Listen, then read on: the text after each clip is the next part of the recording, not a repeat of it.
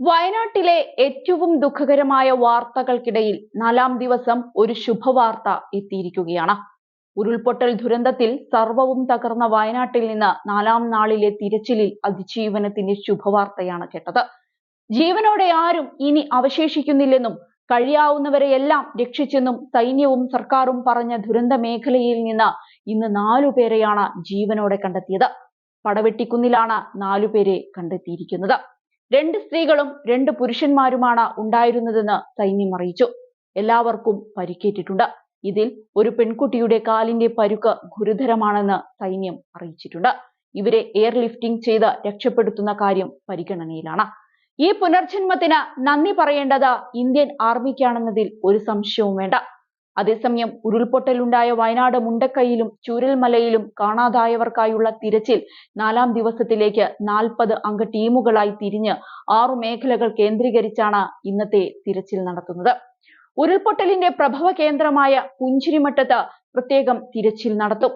മുങ്ങൽ വിദഗ്ധരുടെ സഹായത്തോടെ ചാലിയാർ പുഴയിലും പുഴയൊഴുകുന്ന ഉൾവനത്തിലും സ്റ്റേഷൻ പരിധികളിലും തിരച്ചിൽ നടക്കും. ബെയിലി പാലം തുറന്നതോടെ ദൗത്യം കൂടുതൽ വേഗത്തിലാകും. റഡാർ സംവിധാനവും ഹെലികോപ്റ്ററുകളും തിരച്ചിലിന് ഉപയോഗിക്കും. 6 സോണുകളിലാണ് ഇന്നത്തെ തിരച്ചിൽ നടക്കുന്നത്. അട്ടമല, ആറന്മല പ്രദേശമാണ് ആദ്യ സോൺ. മുണ്ടക്കൈ സോൺ 2ഉം പുഞ്ചിരിമട്ടം സോൺ 3ഉമാണ്. വെള്ളാർമല വില്ലേജ് റോഡ് 4-ാം സോണാണ്. GVHSS വെള്ളാർമലയാണ് 5-ാം സോൺ. ചൂരൽമല പുഴയുടെ അടിവാരത്തെ സോൺ 6ആയും തിരിച്ചിട്ടുണ്ട്. സൈന്യം ചൂരൽമലയിൽ ഇതിനോടകം എത്തിച്ചേർന്നിട്ടുണ്ട്. ഉരുൾപൊട്ടലുണ്ടായ വയനാട് മുണ്ടക്കൈ പുഞ്ചിരിമട്ടം പ്രദേശങ്ങളിൽ സജീവ മനുഷ്യ സാന്നിധ്യം നന്നേ കുറവെന്ന് കണ്ടെത്തിയിട്ടുണ്ട്. തെർമൽ ഇമേജിംഗ് പരിശോധനയിലാണ് കണ്ടെത്തൽ.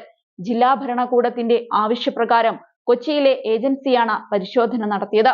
ദുരന്തമേഖലയിൽ നിന്ന് ജീവനുള്ള എല്ലാവരെയും രക്ഷിച്ചെന്ന സൈന്യത്തിന്റെയും സർക്കാരിന്റെയും പ്രതികരണം ശരിവെക്കും വിധത്തിലാണ് കണ്ടെത്തൽ.